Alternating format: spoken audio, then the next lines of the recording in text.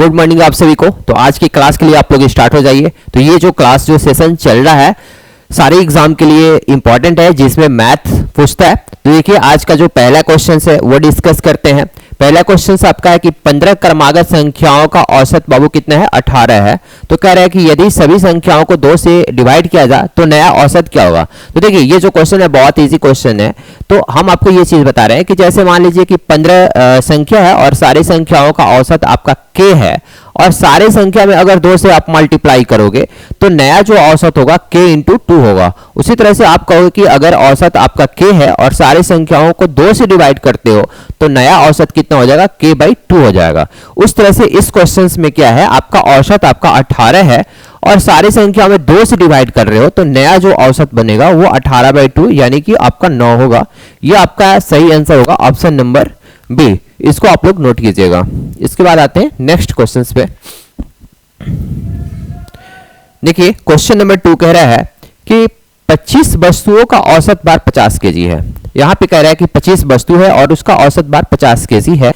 यदि इसमें से किसी एक अन्य वस्तु x का भार शामिल किया जाए, एक नया वस्तु है x, उसको शामिल किया जाता है तो आपका औसत भार 500 ग्राम बढ़ जाता है। तो वस्तु x का भार कितना होगा। तो आप ये चीज तो आप समझ पा रहे होंगे कि अगर 25 वस्तुओं का औसत भार कितना है बाबू, 50 केजी है, और अगर एक नया वस्तु आप ऐड कर रहे हो तो आपका औसत कितना बढ़ जा रहा है, 500 ग्राम। 500 ग्राम को आप केजी में चेंज करोगे तो कहोगे कि हाफ केजी बढ़ जा रहा है। तो आप इतना तो समझ पा रहे होंगे कि अगर हाफ केजी बढ़ रहा है तो इतना फिक्स है कि जो नया वस्तु आप ऐड कर रहे हो उसका जो भार होगा ये 50 ग्राम से ज्यादा होगा। अब कितना ज्यादा होगा, अगर नया वस्तु x जो है उसका भार अगर 50 केजी ही होता तो भार में कोई परिवर्तन नहीं होता। पहले 50 केजी था तो बाद में भी 50 केजी रहता, लेकिन कितना बढ़ जा रहा है, 500 ग्राम। 500 ग्राम कहने का मतलब कि हाफ केजी। और टोटल वस्तु कितना हो जा रहा है, पहले 25 वस्तु था और अब हो गया एक बढ़ा तो 26 वस्तु हो गया। तो एक पे हाफ केजी बढ़ा तो 26 वस्तु पर कितना बढ़ा हो गया, 26 इंटू 1/2 यानी 13 केजी ज्यादा बढ़ गया। तो नया जो वस्तु x था उसका भार अगर आपसे पूछे तो आप कहोगे ये 50 केजी तो होगा ही, प्लस में बढ़ कितना गया, टोटल 26 वस्तु हो गया और 26 एक वस्तु पर हाफ केजी बढ़ गया तो 26 वस्तु पर कितना बढ़ा, टोटल आप कहोगे कि 13 केजी बढ़ गया। तो नया वस्तु x था उसका भार कितना हो गया, 50 + 13 यानी आप कहोगे कि 63 केजी था। ऑप्शन नंबर डी इसका राइट आंसर होगा। इसको नोट कीजिए आप लोग। इसके बाद आते हैं तीसरे क्वेश्चन पे। ये सारे जितने भी क्वेश्चंस करा रहे हैं ये सारे क्वेश्चंस आपको एग्जाम के लिए इंपॉर्टेंट है। इंपॉर्टेंट इसलिए है कि ये सारे पीवाई क्वेश्चंस है, प्रीवियस ईयर क्वेश्चंस है और सारे इंपॉर्टेंट क्वेश्चन है। अगर आप एग्जाम में देखोगे कि तो यही सब क्वेश्चंस रिपीट करता है डायरेक्ट या फिर सिर्फ डाटा चेंज करके। देखिए इसके बाद आते हैं तीसरे नंबर क्वेश्चन पे। आपका तीसरा नंबर क्वेश्चन कह रहा है कि यदि बिंदु ए 2 और 5 ये x कोऑर्डिनेट है और ये y कोऑर्डिनेट 5 दिया हुआ है, उसी तरह से b पॉइंट्स का x कोऑर्डिनेट x और y कोऑर्डिनेट 3 से होकर के जाने वाली रेखा का प्रवणता को इंग्लिश में बोलते हैं स्लोप 2 है तो x का मान क्या होगा। तो स्लोप क्या होता है, x कोऑर्डिनेट के साथ पॉजिटिव डायरेक्शन में जो एंगल बनाएगा उसके tan थीटा को स्लोप बोलते हैं। अगर इतना आप समझ नहीं पा रहे होंगे तो आप डायरेक्ट देखिए इसको फॉर्मूला बताते हैं। अगर a पॉइंट से और ये b पॉइंट से, a पॉइंट्स का कोऑर्डिनेट आपका x1 y1 दिया हुआ है और b पॉइंट्स का कोऑर्डिनेट आपका दिया हुआ है x2 y2, तो आप कहोगे कि स्लोप क्या होगा, स्लोप होता है y कोऑर्डिनेट का डिफरेंस ऊपर में और नीचे में x कोऑर्डिनेट का डिफरेंस, यानी कि y1 - y2 और बटा में x2 - x1। यहां पे क्या करते हैं कि x1 - x2 करेंगे। अगर अंश और हर दोनों में अगर माइनस कॉमन लेते हैं बाबू तो आप इसको ऐसे भी लिख सकते हो y2 - y1 और बटा में x2 - x1। तो अब आते हैं क्वेश्चन पे। क्वेश्चन कह रहा है कि पॉइंट्स दिया हुआ है 2 और 5 और दूसरा पॉइंट्स दिया हुआ है कितना, x और 3। तो आप स्लोप दिया हुआ है 2 तो 2 = क्या होगा, y कोऑर्डिनेट का डिफरेंस यानी कि 5 - 3 और नीचे में x कोऑर्डिनेट का डिफरेंस यानी कि 2 - x।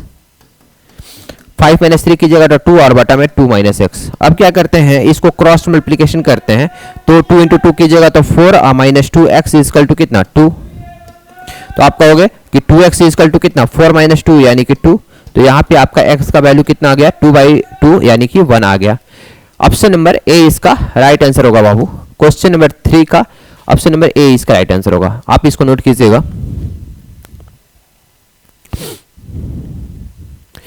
चलिए इसके बाद आते हैं नेक्स्ट क्वेश्चन, क्वेश्चन नंबर 4 पे।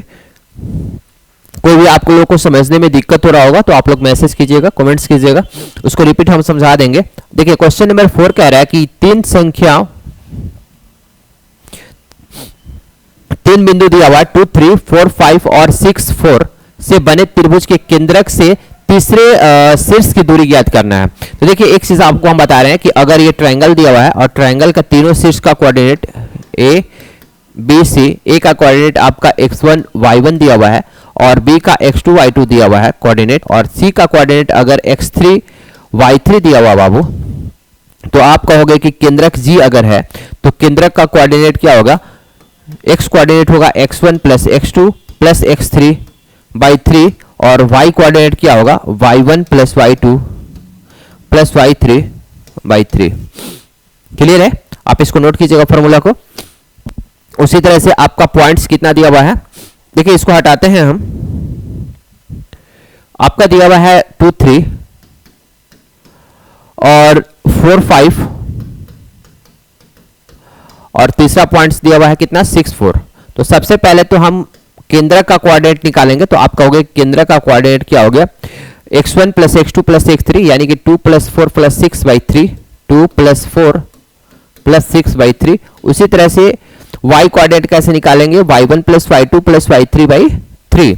तो 3 plus 5 plus 4, 3 plus 5 plus 4 by 3, ये आपका कितने का 6, 4, 10, 2, 12, 12 बाई 3 यानी कि 4, और यहाँ पे भी हो गया 5, 4, 9 और 3, 12 बाई 3 यानी कि 4।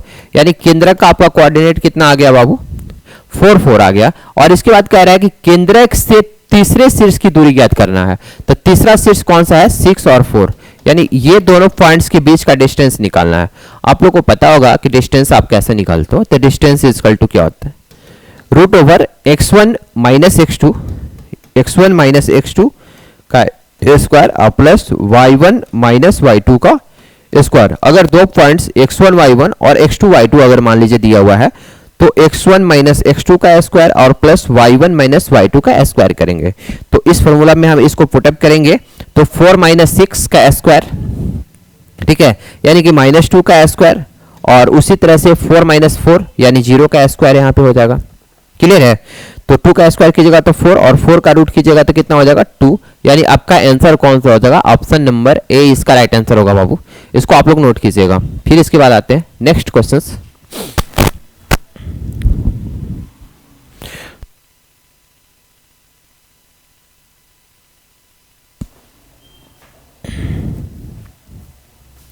देखिएगा इसके बाद आते हैं क्वेश्चन नंबर 5 है। क्वेश्चन नंबर 5 कह रहा है, देखिए सीआई का बहुत अच्छा क्वेश्चन है ये, 10,000 रुपया पर 40% वार्षिक ब्याज की दर से 1 वर्ष तक तिमाही और वार्षिक रूप से संशोधित चक्रवृद्धि ब्याज में कितना का अंतर होगा।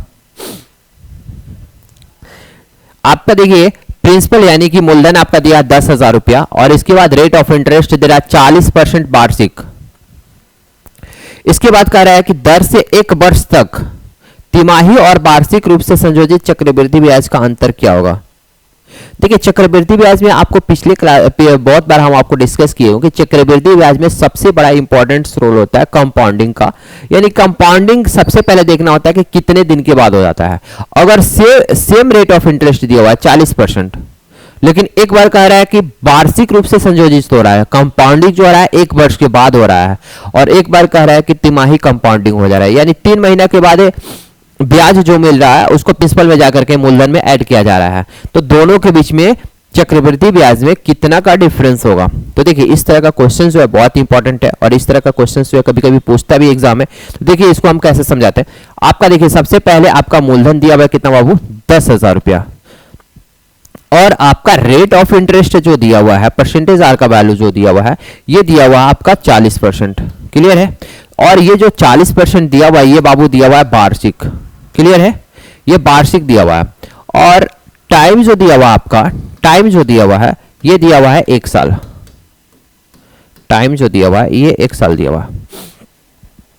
अब देखिए, अब कह रहा है कि कंपाउंडिंग जो हो रहा है एक बार तो 1 साल हो रहा है, अगर 1 साल के बाद कंपाउंडिंग हो रहा है तो 1 साल का चक्रवृद्धि ब्याज कितना हो जाएगा, ये तो 40% दिया हुआ है, ठीक है। अगर वार्षिक कंपाउंडिंग हुआ तो 1 साल में 40% रेट ऑफ इंटरेस्ट लग रहा है तो ये 40%।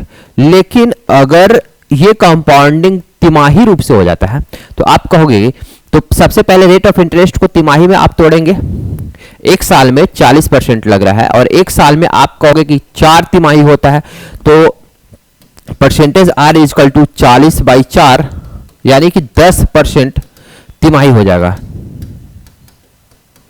और टाइम कितना हो जाएगा बाबू, टाइम इज इक्वल टू हो जाएगा आपका 1 साल में कितना तिमाही होगा, तो 4 तिमाही होगा यानी कि 4।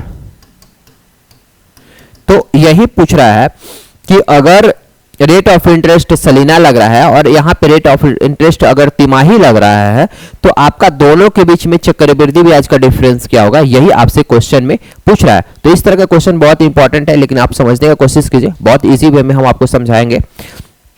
तो यहां पे रेट ऑफ इंटरेस्ट कितना हो जाएगा 40%, और यहां पे rate of interest equivalent rate of interest कैसे निकालेंगे आपको देखिए, एक बार हम समझाए थे कि अगर 10% दिया हुआ है और टाइम आपका 2 दिया हुआ है तो आप ए बी फॉर्मूला से भी निकाल सकते हैं, सबसे इजी है। तो ए बी फॉर्मूला कैसे निकालते हैं, ए प्लस बी और प्लस ए बी इंटू 100। यहाँ पे ए और बी दोनों का वैल्यू कितना है 10 है, तो 10 प्लस 10 इंटू 10/100 करेंगे तो आपका यहाँ पे आ जाएगा 21%। तो ये तो 2 साल का था, तो फिर 2 साल का निकालेंगे, चूंकि टोटल कितना है 4 साल है, तो 2 साल के लिए निकालिएगा तो 21%, अब फिर 2 साल के लिए निकालिएगा तो 21%। क्लियर है। अब इसके बाद क्या करते हैं, 4 साल का निकालना है तो ये दोनों को भी एक बार निकाल लेते हैं, तो यानी कि 21 प्लस 21 इंटू 21/100, 21 और 21 आप जोड़िएगा तो कितना हो जाएगा 42, और 21 इंटू 21 कीजिएगा तो कितना होगा 441, और नीचे में 2 जीरो है, 100 है तो यहाँ पे 100 पॉइंट्स बिठा दीजिए 2 अंक के बाद, तो कितना हो जाएगा 42 और 4 46.41। यहां तक तो समझ में आ रहा होगा आप लोग को। अब देखिए यहाँ पे 40% था और यहाँ पे 46.41% है, तो आपका दोनों के बीच में डिफरेंस कितना हो गया बाबू, तो डिफरेंस आपका हो जाएगा आपका 6.41%। क्लियर है, ये आपका डिफरेंस हो गया 6.41%। लेकिन क्वेश्चन में कह रहा है ये रुपया में आंसर आ रहा है, तो चक्रवृद्धि ब्याज में कितना का अंतर होगा, तो इतना परसेंट होगा 6.41%। कितना का 6.41%, तो आप कहोगे कि 10,000 का, तो 10,000 का 6.41, यहां से पॉइंट्स हटाइएगा तो नीचे में 100 आ जाएगा, ठीक है, और परसेंटेज के लिए भी 100। इसके बाद क्या करेंगे कि 4 जीरो है तो 4 जीरो यहाँ पे कट जाएगा, तो आपका आंसर हो जाएगा 641 रुपया, 641 रुपया, यानी ऑप्शन नंबर डी इसका राइट आंसर है। इसको आप लोग नोट कीजिएगा, बहुत अच्छा क्वेश्चन था ये, एक बार फिर से हम रिपीट करेंगे इसको।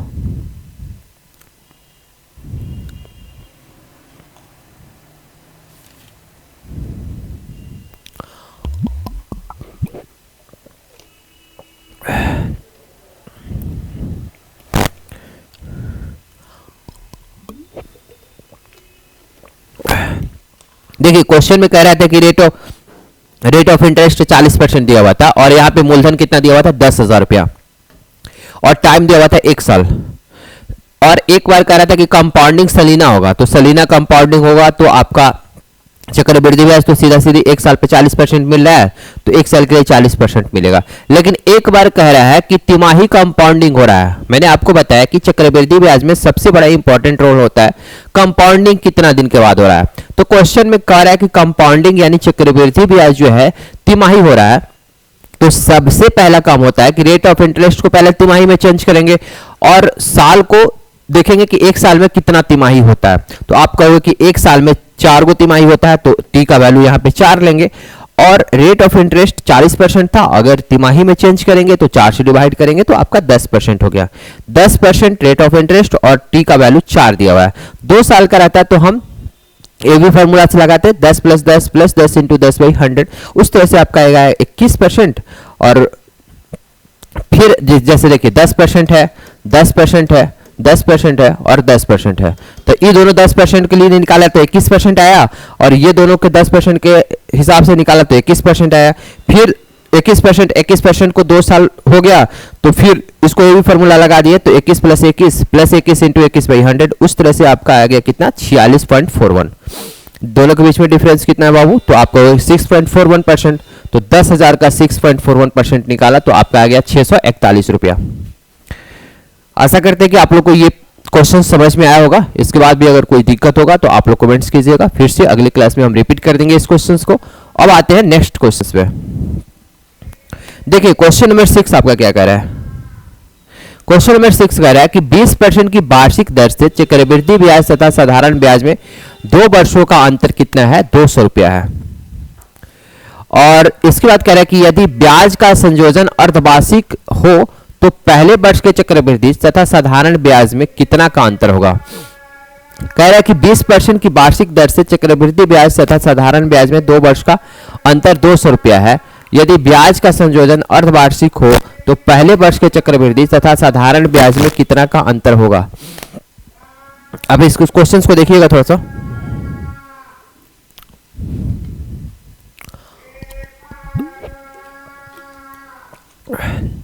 देखिए अगर रेट ऑफ इंटरेस्ट आपका 20% दिया हुआ है और टाइम आपका दिया हुआ कितना 20% दिया हुआ, और टाइम आपका दिया हुआ कितना 2 साल, टाइम आपका बाबू दिया हुआ 2 साल, तो अंतर कितना दिया हुआ है 200 रुपया दिया हुआ है। सीआई और एसआई का अंतर कितना दिया हुआ है 200 रुपया। अब देखिए यहाँ पे अगर एसआई की बात करिएगा तो एसआई अगर पहले साल 20% लग रहा है तो दूसरे साल भी कितना लगेगा 20% लगेगा, तो टोटल कितना हो जाएगा 20 और 20 40%। लेकिन अगर सीआई की बात आप कीजिएगा तो सीआई कैसे निकालते हैं, पहले साल तो 20% लगेगा ही, दूसरे साल भी 20% लगेगा, लेकिन दूसरे साल पहले वाला जो 20% लगा था मिला था इंटरेस्ट, उसका 20% एक्स्ट्रा लगेगा। तो उस तरह से आप क्या करते हो एवी फॉर्मूला से भी निकाल सकते हो। तो आपका हो गया कि सीआई कितना हो जाएगा 20 प्लस 20 और प्लस 20 इंटू 20/100, तो इस तरह से आपका कितना हो जाएगा 44%। दोनों के बीच में डिफरेंस कितना हो गया बाबू 4% का, और 4% का वैल्यू क्वेश्चन में दिया हुआ है कितना 200 रुपया। 4% का वैल्यू दिया हुआ है 200 रुपया, तो 4% का वैल्यू यहाँ पे हम 200 रुपया कर देंगे। तो हम मूलधन निकालना चाह रहे हैं तो 100% का वैल्यू कितना हो जाएगा, इधर 25 से मल्टीप्लाई किए तो इधर भी 25 से मल्टीप्लाई कर देंगे, ठीक है। तो 200 इंटू 25 5,000 रुपया हो गया आपका मूलधन। क्वेश्चन में अगर मूलधन पूछता तो आपका 5,000 हो जाता, बट मूलधन नहीं पूछ रहा है। अब देखिए क्वेश्चंस को और आगे क्या कह रहा है कि तो पहले वर्ष का चक्रवृद्धि तथा साधारण ब्याज में कितना का अंतर होगा। तो पहले साल का चक्रवृद्धि, ठीक ना, तो पहले साल का चक्रवृद्धि ब्याज कितना हो जाएगा। लेकिन क्वेश्चन में और एक देखिए कह रहा है कि पहले साल का चक्रवृद्धि और साधारण ब्याज में कितना का अंतर होगा, लेकिन ऊपर में कह रहा है कि यदि ब्याज का संयोजन अर्धवार्षिक रूप से हो। अब देखिए यहां पे कि रेट ऑफ इंटरेस्ट यहां पे जो दिया हुआ था आपका 20%, ये वार्षिक दिया हुआ था, और क्वेश्चन में जो पूछ रहा है वो अर्धवार्षिक पूछ रहा है। तो मैंने आपको इसके पीछे वाले क्वेश्चन में भी ये बताया है कि कंपाउंडिंग जितना दिन के बाद हो रहा है, यानी अर्धवार्षिक यानी छमाही कंपाउंडिंग हो रहा है, तो सबसे पहले रेट ऑफ इंटरेस्ट को हम क्या करेंगे छमाही में चेंज करेंगे। तो यानी कि 20% वार्षिक है तो छमाही में चेंज करने के लिए हम क्या करेंगे 2 से डिवाइड करेंगे, तो यानी कि 10% यहाँ पे हो जाएगा छमाही। क्लियर है। इसके बाद कह रहा है कि 1 साल की बात कर रहा है ना, साधारण ब्याज में कितना का अंतर होगा, ठीक है। टाइम जो है ये 1 साल दिया हुआ है, तो 1 साल को आप 2 छमाही लिख सकते हो। अब देखिए अगर हम एसआई की बात करेंगे तो पहले छमाही 10% और दूसरे छमाही 10%, यानी टोटल मिल जाएगा आपको 20%। लेकिन अगर सीआई की बात अगर करेंगे तो पहले छमाही 10% और दूसरे छमाही भी 10%, तो इक्विवेलेंट कैसे निकालेंगे, ये भी फॉर्मूला से, यानी कि 10 + 10 प्लस 10 × 10 बाई 100 यानी कि 21%। अब दोनों के बीच में डिफरेंस कितना हो गया, 1% का, तो यही 1% आपका आंसर होगा। आंसर जो है रुपया में दिया हुआ था, किसका 1%, मूलधन का 1%। तो आपका मूलधन कितना है बाबू, 5000 है, तो 5000 का 1% आप निकालोगे तो कितना हो जाएगा, 50 रुपया आपका आंसर होगा। ऑप्शन नंबर ए इसका राइट आंसर होगा। ये बहुत अच्छा क्वेश्चन था, ठीक है, इसको नोट कीजिए।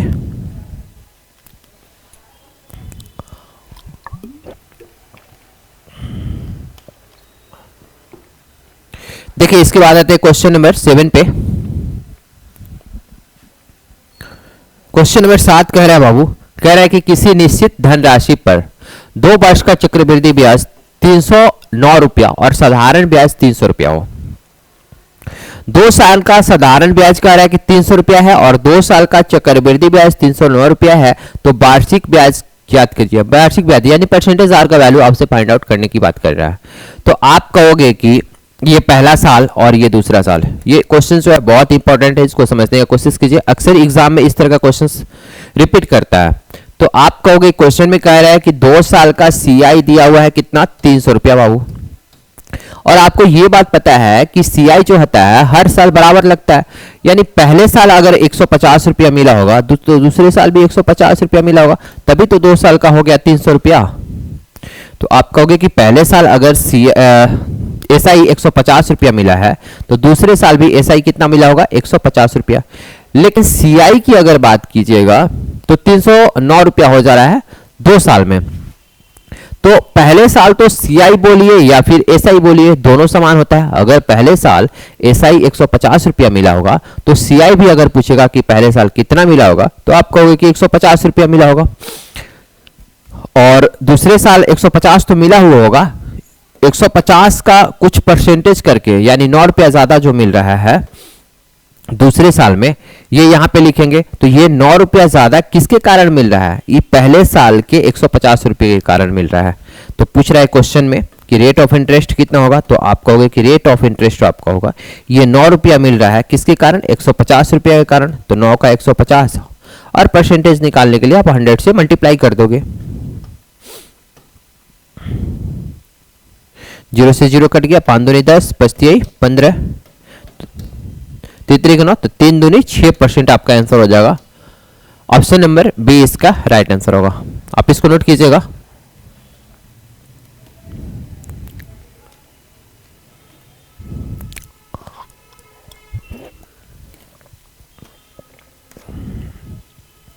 देखिएगा इसके बाद आते हैं नेक्स्ट क्वेश्चन पे। Question number 8। क्वेश्चन नंबर 8 कह रहा है कि समुद्र तल से 120√3 समुद्र तल से 120√3 मीटर ऊपर एक लाइट हाउस से शीर्ष से एक जहाज को देखते हुए जो इसकी ओर बढ़ रहा है कि अवनमन कोण कितना है, 30 से 60 हो जाता है। तो अवलोकन की अवधि के दौरान जहाज द्वारा तय की गई दूरी ज्ञात कीजिए। देखिए यहाँ पे मान लीजिए कोई लाइट हाउस है जिसकी ऊंचाई समुद्र तल से कितना है, 120√3 मीटर है। क्लियर है। अब जहाज की ओर बढ़ रहा है और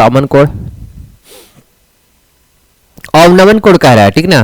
तो इसके शीर्ष से यहाँ पे कुछ ऑब्जर्व कर रहा है, तो यहाँ पे 2 जहाज है, इसका अवनमन कोण देखिए यहाँ पे बन रहा है, मान के चलिए कि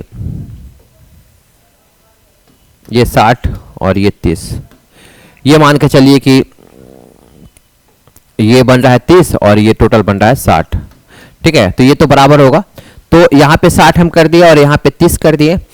देखिए इस तरह का क्वेश्चंस आप रेशियो से भी बना सकते हैं, लेकिन रेलवे के एग्जाम के लिए आप अगर फॉर्मूला भी याद रखते हो तो इजी वे में बन जाएगा। ये दोनों का डिस्टेंस अगर d है तो d का वैल्यू होता है कितना, h इंटू ये h है AB, h into cot θ1 minus cot θ1 θ2। θ1 small वाले एंगल को लिखते हैं और बड़ा वाला एंगल को θ2 लिखते हैं। तो इस तरह से आपका d का जो वैल्यू है ये फाइंड आउट करना है।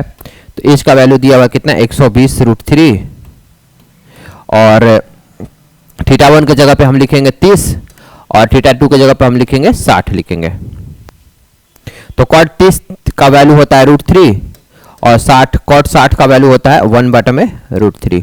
तो आपका हो जाएगा कितना 120√3 और √3 अगर एलसीएम लीजिएगा तो कितना हो जाएगा √3 × √3 3 और 3 - 1 कितना हो जाएगा 2। तो ये √3 से √3 कट जाएगा तो आपका आंसर कितना हो जाएगा बाबू 240 मीटर। 240 मीटर।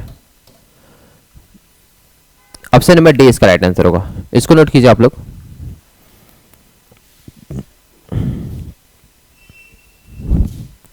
देखिए इसके बाद आ रहे हैं नेक्स्ट क्वेश्चन पे। Question number 9। क्वेश्चन नंबर 9 कह रहा है कि दो संख्याओं का लसक कितना है। एलसीएम आपका दिया हुआ है, एलसीएम आपका दिया हुआ है कितना बाबू 2310। और इसके बाद कह रहा है कि मसह यानी कि एचसीएफ जो होता है हाईएस्ट कॉमन फैक्टर दिया हुआ कितना 30 दिया हुआ है। उसमें से एक संख्या कितना दिया हुआ है, ए का वैल्यू दिया हुआ है 210। तो कह रहा है कि दूसरी संख्या यानी कि बी का वैल्यू पूछ रहा है। आप लोगों को पता है कि a इंटू बी यानी दोनों संख्याओं का गुणनफल इक्वल टू होता है एलसीएम इंटू एचसीएफ। ये बहुत इंपॉर्टेंट फॉर्मूला है कि LCM into HCF equal to LCM into HCF equal to होता है पहली संख्या इंटू दूसरी संख्या। तो दूसरी संख्या पूछ रहा है तो एलसीएम इंटू एचसीएफ यानी कि 2310 इंटू 30 और बटा में क्या कर देंगे पहली संख्या से डिवाइड कर देंगे यानी 210। क्लियर है। 0 से 0 कट जाएगा। यहाँ 17 21 7 से काटिएगा तो ये 17 21 17 21 यानी कि 330 आ जाएगा। यानी ऑप्शन नंबर डी इसका राइट आंसर होगा। नोट कीजिए इसको।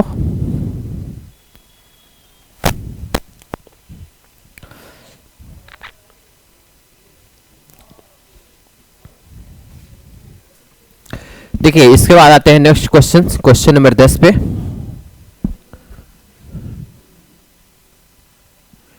क्वेश्चन नंबर 10 कह रहा है कि दो संख्याओं का महत्तम समापवर्तक, दो संख्याओं का महत्तम समापवर्तक कितना है 17 है और उसकी दो संख्याओं का गुणनफल कितना है 2312 है। तो उसके व्युत्क्रम का योग क्या कीजिए।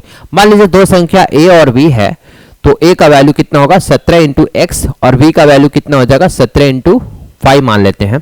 क्योंकि दोनों संख्याओं का एचसीएफ जो दिया हुआ है क्वेश्चन में वो 17 दिया हुआ है। एचसीएफ जो आपका आप दिया हुआ है क्वेश्चन में कितना दिया हुआ है बाबू 17 दिया हुआ है। तो पहली संख्या को हम 17x मान लेते हैं और दूसरी संख्या को 17y मान लेते हैं। क्योंकि 17x और 17y में दोनों में क्या कॉमन है 17 है तो 17 आपका एचसीएफ हो जाता है। क्लियर है। तो पूछ रहा है क्वेश्चन में कि उसके व्युत्क्रम का योग ज्ञात कीजिए। तो व्युत्क्रम यानी कि पहले संख्या 1/17 में 17x और प्लस 1/में 17y का वैल्यू आपसे पूछ रहा है। अगर एलसीएम लीजिएगा तो कितना हो जाएगा 17xy हो जाएगा। तो ऊपर में हो जाएगा y और प्लस x यानी x + y और बटा में 17xy। अब देखिए क्वेश्चन में क्या दिया हुआ है कि दोनों संख्याओं का गुणनफल 2312 है। दोनों संख्याओं का गुणनफल पहली संख्या 17 है x है और दूसरी संख्या 17y है। तो 17x × 17y इक्वल टू कितना हो गया 2312 यानी xy का वैल्यू कितना हो जाएगा बाबू यहाँ पे 2312 को डिवाइड करेंगे 17 × 17 यानी 289। तो ये आपका 8 मर्त में कट जाएगा। देखिएगा 9 8 72 8 मर्त में कट जाएगा। यानी xy का वैल्यू कितना आ गया xy का वैल्यू आ गया 8 आ गया। क्लियर है। यहाँ पे xy का वैल्यू कितना आ गया बाबू 8 आ गया। तो आप कहोगे कि xy का वैल्यू आप करोगे तो 17 × 8 यहाँ पे भी अगर हम करते हैं तो 17 × 8 136 हो जाएगा। तो आपको लग रहा है कि ऑप्शन नंबर सी इसका राइट आंसर होगा। बट आपको हम डिटेल में बता रहे हैं कि यहाँ पे xy का वैल्यू रखिएगा तो 136 तो यहाँ पे आ गया। चलिए नीचे में तो 136 आपको पता चल गया लेकिन ऊपर वाला पता नहीं का। अगर ऑप्शन में मान लीजिए कि 8/में 136 ये रहता तो आपको कंफ्यूजन होता। हम आपको डिटेल में बताते हैं। अब देखिए एक चीज़ यहाँ पे समझने वाली बात ये है बाबू कि अगर y का वैल्यू अगर 8 दिया हुआ है तो x का वैल्यू अगर हम 8 मान लेते हैं और y का वैल्यू 1 मानते हैं। देखिए कोई भी वैल्यू रखिए, ऐसा नहीं कि x का वैल्यू 2 और ये 4 रख सकते हैं। चूंकि वैसा अंक नहीं मानेंगे कि दोनों के बीच में एचसीएफ जो है 1 के अलावा कुछ और अंक आए। तो एक ही ऑप्शन है हमारे पास, x का वैल्यू 8 मान लेंगे और y का वैल्यू 1 मान लेंगे, या फिर y का वैल्यू 8 मानेंगे x का वैल्यू 1 मानेंगे। तो x + y 8 और 1 कितना हो जाएगा 9 होगा। तो आपका आंसर कौन सा हो जाएगा 9/136 यानी ऑप्शन नंबर सी इसका राइट आंसर होगा। इसको नोट कीजिए आप लोग।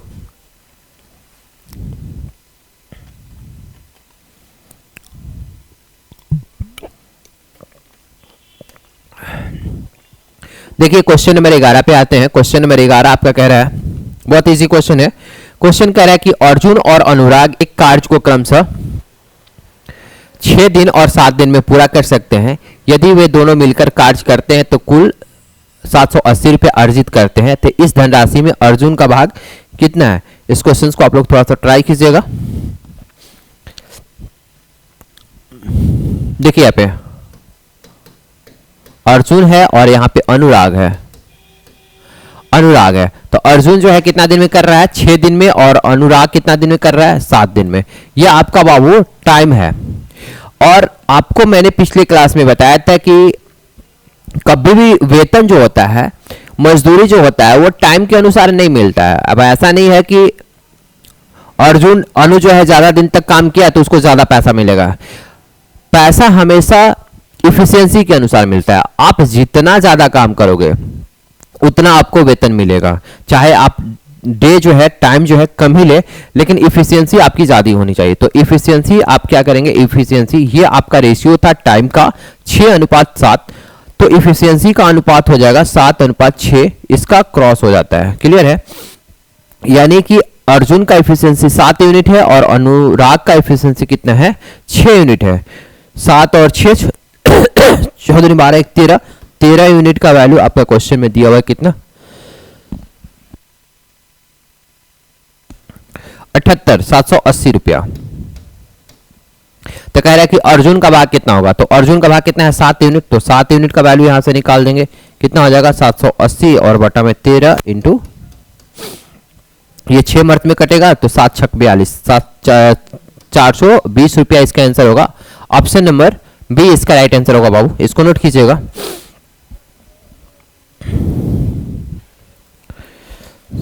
देखिए क्वेश्चन नंबर, आते हैं क्वेश्चन नंबर 12 पे। क्वेश्चन नंबर 12 आपका कह रहा है कि दो व्यक्ति ए और बी अलग अलग काम को करके किसी भवन को क्रमशः 6 दिन और 10 घंटा में स्वच्छ कर सकते हैं, समाप्त कर सकते हैं। मान लीजिए वे बारी बारी से 1 घंटा करके काम को करते हैं। यदि 8 बजे वो लोग काम स्टार्ट करता है, ये प्रारंभ करता है, तो वह काम कितना दिन में समाप्त हो, कितना देर में समाप्त होगा, कितनी देर में समाप्त होगा? तो ये जो आपका क्वेश्चन बाबू, ये अल्टरनेट वाला क्वेश्चन है। 12 बारी काम कर रहा है, 12 बारी काम कर रहा है। और आपको कह रहा है कि क्वेश्चन में कि ए जो है, देखिए इस तरह का क्वेश्चंस को हम इजी में आपको समझाते हैं। इसमें मेन पॉइंट्स क्या पकड़ना होता है। ए जो है काम को कितना देर में कर सकता है? 6 घंटा में। और बी जो है कितना देर में? 10 घंटा में कर रहा है। तो ए जो है 6 घंटा में और बी जो है 10 घंटा में। टाइम एंड वर्क वाले क्वेश्चन में आपको मैंने सबसे पहले बताया था कि हम देखेंगे कि टोटल वर्क आपका कितना है। तो आप कहोगे कि टोटल वर्क आपका है, टोटल वर्क निकालने के लिए हम दोनों का एलसीएम निकाल देते हैं, 6 का और 10 का, 30। तो 30 यूनिट काम को बाबू ए जो है 6 घंटा में कर रहा है, तो 1 घंटा में कितना काम करेगा? 5 यूनिट काम करेगा। 30/6 किया मैंने, तो 5 यूनिट काम करेगा। उसी तरह से बी जो है 30 यूनिट काम को 10 घंटा में करता है, तो 1 यूनिट काम 1 घंटा में कितना काम करेगा? तो आप कहोगे कि 3 यूनिट काम करेगा। और 1 घंटा के ही काम को हम क्या बोलते हैं? इफिशियंसी बोलते हैं। यानी ए का इफिशियंसी 5 यूनिट है और बी का इफिशियंसी 3 यूनिट है। अब देखिए अल्टरनेट काम कर रहा है, यानी सबसे पहले ए काम कर रहा है, तो 1 घंटा में सबसे पहले ए काम करेगा तो कितना काम कर देगा? 1 घंटा में 5 यूनिट काम कर रहा है तो 5 काम कर देगा। फिर नेक्स्ट 1 घंटा में बी जो है, बी काम कर रहा है तो बी कितना काम कर देगा? 3 काम कर देगा। उसी तरह से हम 2 घंटा का अल्टरनेट लेके चलेंगे, तो आप कहोगे कि 2 घंटा में सर 5 और 3 8 काम हो गया, 8 यूनिट काम हो गया 2 घंटा में। आप कहोगे कि टोटल हमको काम करना है कितना? टोटल काम करना है 30 यूनिट काम, और 2 घंटा में 8 यूनिट काम हो गया। अब दोनों में हम इतना से मल्टीप्लाई करेंगे, या तो 30 के बराबर हो जाए या फिर 30 से छोटा होना चाहिए, 30 से ज्यादा नहीं होना चाहिए। तो आप कहोगे कि 18 का 24, 3 से मल्टीप्लाई कर देते हैं, क्योंकि 4 से मल्टीप्लाई करेंगे तो 8 चौके 32 हो जाएगा, जो 30 से ज्यादा हो जाएगा। और मैंने आपको पहले ही बताया कि वैसे अंक से मल्टीप्लाई करेंगे जो 30 से कम आया। तो आप कहोगे कि 3 दूनी 6 घंटा में आपका कितना काम हो गया? 24 यूनिट काम हो गया। 6 घंटा में 24 यूनिट काम हो गया। टोटल काम करना था, अभी 30 यूनिट काम करना है, यानी कि अभी 6 यूनिट काम बचा हुआ है। तो इसके बाद एक घंटा और काम होगा, यानी टोटल हो जाएगा 7 घंटा। तो लास्ट घंटा जो काम करेगा 7 घंटा में, 6 घंटा में 24 यूनिट काम हुआ, तो 1 घंटा फिर काम करेगा कौन, ए। तो ए तो काम करेगा तो 5 ही यूनिट काम हुआ, यानी कि 29 यूनिट काम हो अभी भी हो पाया। अभी 1 यूनिट और काम बच रहा है, तो 1 यूनिट काम कौन करेगा बाबू, 1 यूनिट काम करेगा बी। अगर 1 यूनिट 1 घंटा अगर बी काम करता है तो 3 यूनिट काम कर देता है। आप कहोगे कि सर 3 यूनिट काम करता है बी 1 घंटा में, लेकिन हमको तो अभी काम करवाना है मात्र 1 यूनिट, तो 1 यूनिट काम कितना देर में करेगा, तो आप कहोगे कि 1/3 घंटा में कर देगा। तो टोटल टाइम कितना हो गया, 7 प्लस 1/3 घंटा, यानी कि 7 से ही 1/3 घंटा इसका आंसर हो जाएगा बाबू। ऑप्शन नंबर ए इसका राइट आंसर होगा। देखिए इस क्वेश्चन को हम फिर से रिपीट करेंगे, आप इसको थोड़ा सा नोट कीजिए।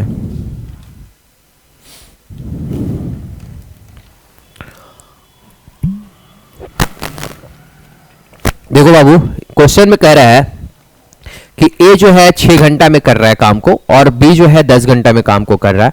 तो टाइम एंड वर्क में सबसे पहले मैंने बताया कि टोटल वर्क निकालेंगे। तो टोटल वर्क क्या करते हैं, टोटल वर्क के लिए हम दोनों का एलसीएम लेंगे, 6 और 10 का आपका एलसीएम हो जाएगा 30, यानी कि आपका टोटल काम जो है 30 यूनिट है। और 30 यूनिट काम को ए जो है 6 घंटा में कर रहा है, यानी 1 घंटा में 5 यूनिट काम करेगा, 30/6। उसी तरह से 20 जो है 30 यूनिट काम को 10 घंटा में करता है, यानी 1 घंटा में कितना काम करेगा, 3 यूनिट काम करेगा। तो आप कहोगे कि अल्टरनेट वाले क्वेश्चन में सबसे पहला घंटा जो है ए कर रहा है, तो 1 घंटा ए काम करेगा तो 5 यूनिट काम कर देगा। इसके बाद बी करेगा तो 3 यूनिट काम कर देगा, यानी कि 2 घंटा में आपका कितना काम हो गया, 5 और 3 8 यूनिट काम हो गया। तो अब फिर 2 घंटा काम करेगा तो फिर 8 यूनिट काम करेगा। उसी तरह से फिर 2 घंटा करेगा तो 8 यूनिट काम होगा, यानी कि 3 से इसमें भी मल्टीप्लाई कर दिया और 3 से इसमें भी मल्टीप्लाई कर दिए, यानी कि 3 दूनी 6 घंटा में 24 यूनिट काम होगा। अब इसके बाद नेक्स्ट जो काम करेगा वो एक करेगा, ए 1 घंटा काम करेगा तो 5 यूनिट काम कर देगा। तो यहाँ पे हो गया 24 और 5 29 यूनिट, और यहाँ पे हो गया 6 और 1 7 घंटा, यानी 7 घंटा में आपका 29 यूनिट काम हो गया। इसके बाद काम कौन करेगा, ए के बाद बी करेगा। तो बी काम करता है तो 3 यूनिट काम कर देता है 1 घंटा में, लेकिन हमको तो 1 ही यूनिट काम कराना है ना।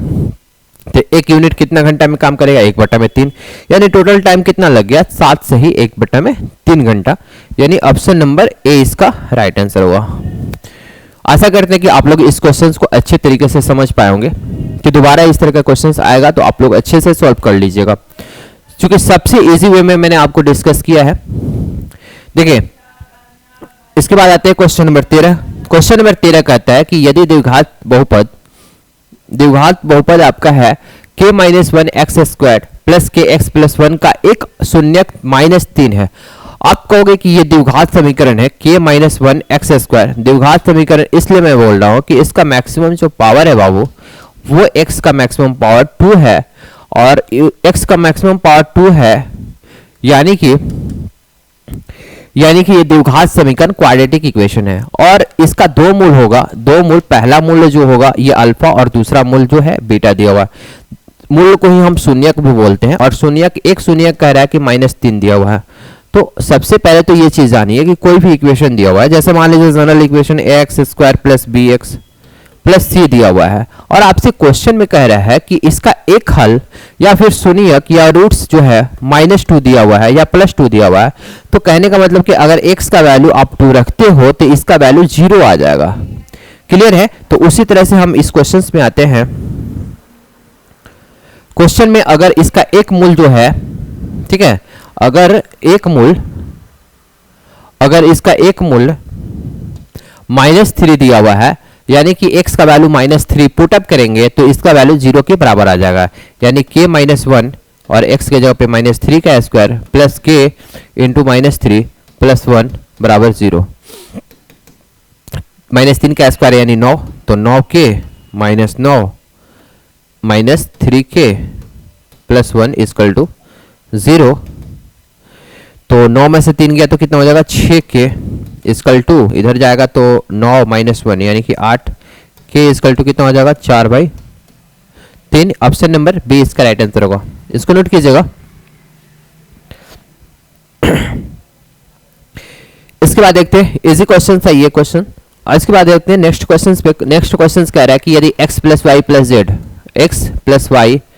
प्लस जेड इजकल टू 9 दिया हुआ है, और इसके बाद दिया हुआ है एक्स वाई जेड का वैल्यू कितना दिया हुआ है, 15 दिया हुआ है। तो क्वेश्चन में पूछ रहा है कि x Q plus Y Q plus Z Q का वैल्यू क्या होगा।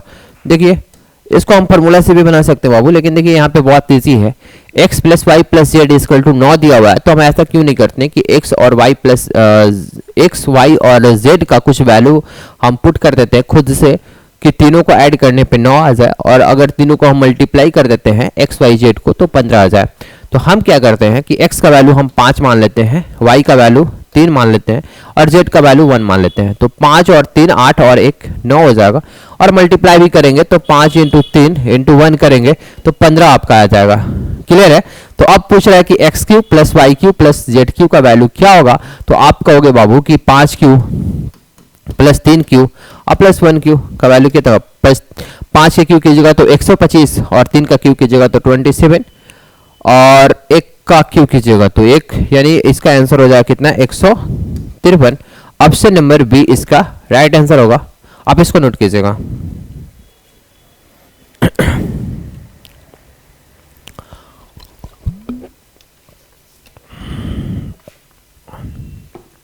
देखिए इसके बाद आते हैं नेक्स्ट क्वेश्चन, क्वेश्चन नंबर 15 पे। आपका क्वेश्चन नंबर 15 कह रहा है बाबू कि एक बैंक में 10,000 रुपया की राशि जमा की गई, 10,000 रुपया मूलधन है और 20% रेट ऑफ इंटरेस्ट चक्रवृद्धि ब्याज पर प्रदान करती है। तो 2 साल के बाद बैंक में कितनी राशि होगी। 2 साल के बाद कितनी राशि होगी, यानी कि चक्रवृद्धि ब्याज ना पूछ करके आपको मिश्रधन पूछ रहा है। मिश्रधन करने का मतलब चक्रवृद्धि ब्याज प्लस मूलधन। तो आपका 20% था, रेट ऑफ इंटरेस्ट आपका आर का वैल्यू कितना है बाबू 20% है, और टाइम जो है 2 साल दिया हुआ है, टाइम जो दिया हुआ है 2 साल दिया हुआ है। तो आपका इक्विवेलेंट अगर सीआई की बात करेंगे, अगर एसआई की बात करते हैं तो पहले साल 20% लग रहा है तो दूसरे साल भी आपका 20% लगता, तो 20 प्लस 20 40 हो जाता। लेकिन सीआई में ऐसा नहीं होता है। सीआई में मैंने इक्विवेलेंट 2 साल के निकालने के लिए हम क्या बताएं, एवी फॉर्मूला, यानी 20 प्लस 20 प्लस 20 इंटू 20 बाई 100 करेंगे तो आपका आ जाएगा 44%। 20 प्लस 20 प्लस 20 इंटू 20 बाई 100, यानी बाबू आप कहोगे कि 44%। तो ये 44% जो आपका है ये सीआई है, चक्रवृद्धि ब्याज है। यहाँ पे चक्रवृद्धि ब्याज ना पूछ करके मिश्रधन पूछ रहा है, यानी मूलधन आपका 100% था तो 44% आपका चक्रवृद्धि ब्याज लगेगा, यानी कि टोटल मिश्रधन कितना हो जाएगा 144%। और आपका मूलधन कितना दिया हुआ बाबू 10,000 रुपया। तो 10,000 का 144% हम निकालेंगे परसेंटेज के लिए, बटा में 100 करेंगे तो 3 जीरो से 3 जीरो कट जाएगा तो कितना हो जाएगा 1440 रुपया। देखिए ना यहाँ पे 1 जीरो कहीं हम छोटा लग रहा है कि छोटा हुआ है, 10,000 रुपया। ठीक है, इसको आप नोट कीजिए, हम देखते हैं। ठीक है, इसको नोट कीजिए। क्वेश्चन नंबर 15,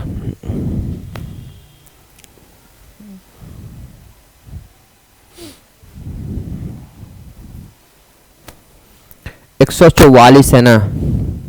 देखिए 3 जीरो यहाँ पे काट दिए हैं। ठीक है, इसको यहाँ पे 3 जीरो ना कट करके 2 जीरो है, तो 2 जीरो से 2 जीरो कटेगा तो यहाँ पे 1 जीरो। ठीक है, 14,400 आपका राइट आंसर होगा, बी नंबर। इसको नोट कीजिएगा।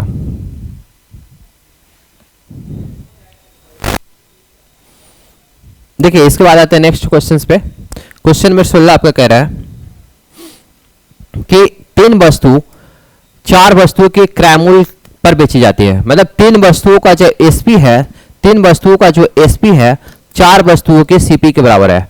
क्वेश्चन में यही कह रहा है कि 4 वस्तुओं के क्रय मूल्य 3 वस्तुओं के विक्रय मूल्य पर बेचा जाता है तो प्रतिशत लाभ कितना होगा। तो आप कहोगे कि सीपी बाई एसपी कितना हो जाएगा, सीपी बाई एसपी, एसपी को इधर करेंगे तो 3/4, यानी कि आपका सीपी अगर 3 रुपया है, 3 यूनिट है, तो एसपी कितना है 4 यूनिट है। तो परसेंटेज लाभ निकालने के लिए, परसेंटेज प्रॉफिट निकालने के लिए आप क्या करते हो, प्रॉफिट कैसे निकालते हो, एसपी माइनस सीपी करिएगा। तो 4 माइनस 3 कीजिएगा तो 1, और बटा में सीपी कितना है 3 है, और परसेंटेज निकालने के लिए 100 से मल्टीप्लाई करोगे, करेगा मतलब कि percentage profit is equal to profit और बटा में सीपी इंटू 100 करते हैं यहाँ पे हम लोग, तो कितना हो जाएगा 33 सही 1/3%। आपका राइट आंसर होगा ऑप्शन नंबर बी, इसका सही आंसर होगा। नोट कीजिए आप लोग।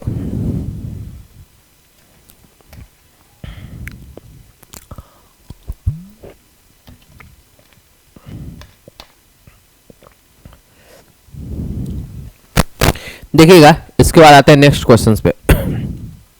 क्वेश्चन नंबर 17 कह रहा है कि एक दुकानदार 20 पेंसिल 10 रुपया में खरीदता है, यानी 20 पेंसिल जो है 10 रुपया में खरीदता है और 10 पेंसिल को 20 रुपया में बेचता है, तो अर्जित प्रतिशत लाभ क्या होगा। कह रहा है कि 20 पेंसिल खरीदता है 10 रुपया में और 10 पेंसिल में जो है 20 रुपया में बेचता है, तो इसका परसेंटेज प्रॉफिट निकालने के लिए बहुत सारा तरीका है, 2-3 मेथड है, लेकिन सबसे जो इजी मेथड है आपको हम डिस्कस करते हैं। देखिए ये ट्रिक है, मेथड नहीं है, ये ट्रिक है। यहाँ पे हम क्या करते हैं कि रुपया लिखते हैं RS और यहाँ पे हम लिखेंगे ऑब्जेक्ट। ये जो हम बता रहे हैं ये मेथड नहीं है, ये ट्रिक है। अब ये मत पूछिएगा कि ये कैसे होगा। देखिए 20 पेंसिल जो है बेचता है 10 रुपया में, तो आप कहोगे कि 1 रुपया में 2 पेंसिल बेच रहा है, 0 से 0 यहाँ पे काट दे रहे हैं, यानी 2 पेंसिल बेचता है कितना में, खरीदता है कितना में बाबू, 2 रुपया में। 1 मिनट, 20 पेंसिल जो है 10 रुपया में खरीदता है, ठीक है। तो यहां पे 1 लिखेंगे, यहां पे RS रुपया और यहां पे ऑब्जेक्ट लिखेंगे, तो यहां पे 1 लिखेंगे, यहां पे 2 लिखेंगे, यानी 1 रुपया में 2 पेंसिल खरीदता है और खरीदने के बाद क्या कर रहा है, बेच रहा है कितना, 10 पेंसिल बेचता है 20 रुपया में, यानी कि 2 रुपया में 1 पेंसिल बेचता है। क्लियर है। और इसके बाद क्या करते हैं, क्रॉस मल्टीप्लिकेशन करेंगे, तो यहाँ पे हो जाएगा 4 और यहाँ पे हो जाएगा 1। क्लियर है, 2 दूनी के 4 और यहाँ पे 1। और समझने वाली बात यहाँ पे S है, तो यहाँ पे SP इसको मान लीजिएगा कि SP आपका कितना है, 4 है, और ये SP है तो ये CP आपका हो जाएगा कितना, 1 हो गया। तो पूछ रहा है कि प्रॉफिट कितना होगा, परसेंटेज प्रॉफिट, तो प्रॉफिट कितना हो जाएगा, 4 - 1 कीजिएगा तो 3 और बटा में CP 1 और परसेंटेज निकालने के लिए 100 से मल्टीप्लाई करेंगे, तो आपका कितना हो जाएगा, 300% आपका प्रॉफिट होगा, यानी ऑप्शन नंबर C इसका राइट आंसर होगा। इसको नोट कीजिए आप लोग।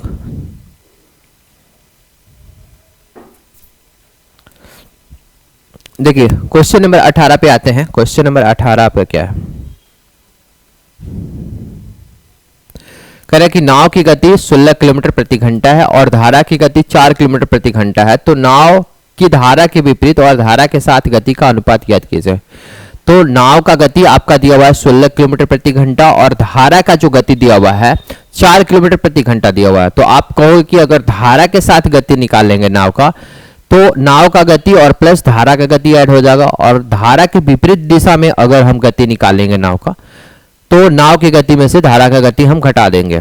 तो हम मान लेते हैं कि नाव का गति x का वैल्यू दिया हुआ है कितना, 16 किलोमीटर प्रति घंटा, और धारा का गति y दिया हुआ, और y का वैल्यू कितना दिया हुआ है, 4 किलोमीटर प्रति घंटा। तो आपसे रेशियो जो पूछ रहा है, अविष्ट अनुपात क्या पूछ रहा है, नाव की धारा के विपरीत और धारा के साथ गति का अनुपात, यानी विपरीत अगर नाव का गति पूछेगा तो x - y, और धारा के साथ गति की अगर बात करेंगे तो x + y, यानी कि 16 - 4 और बटा में 16 + 4, तो यहाँ पे हो जाएगा 12 और ये 20, 4 से कटेंगे तो 4 × 12 और 5 को 20, 3/5 आपका आंसर हो जाएगा ऑप्शन नंबर बी, यानी 3:5। इसको नोट कीजिए आप लोग।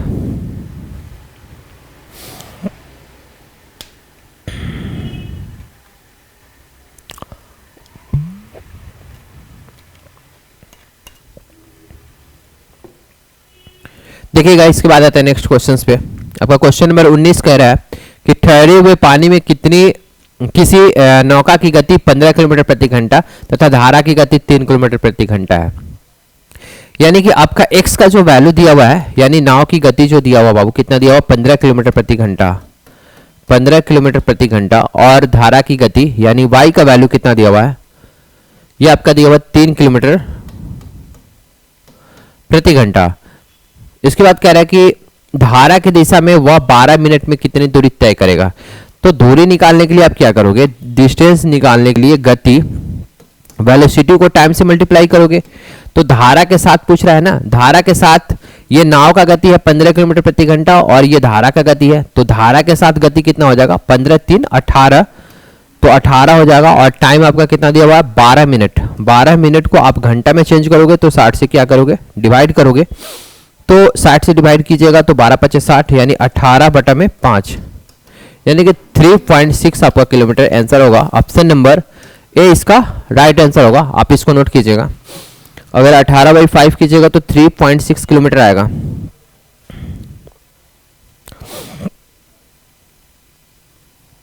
देखिएगा, इसके बाद आते हैं नेक्स्ट क्वेश्चन में। आपका अगला क्वेश्चन जो है टाइम एंड वर्क का क्वेश्चन है और ये क्वेश्चन कह रहा है कि ए और बी किसी काम को 9 दिन और 18 दिन में कर रहा है। अगर ए अकेले काम को करता है तो 9 दिन लगाएगा और बी अकेले काम करता है तो 18 दिन लगाएगा। इसके बाद क्वेश्चन में कह रहा है कि उन्होंने एक साथ मिलकर के काम आरंभ किया। दोनों काम स्टार्ट करता है एक साथ, लेकिन कार्य को पूरा करने से 3 दिन पहले ए जो है काम छोड़ करके भाग जाता है। तो कार्य कितने दिन में पूरा होगा? इसका बहुत इजी मेथड भी है, लेकिन अभी जो हम इसको डिस्कस करते हैं डिटेल में बताते हैं बेसिक। देखिए, ए है और ये बी है।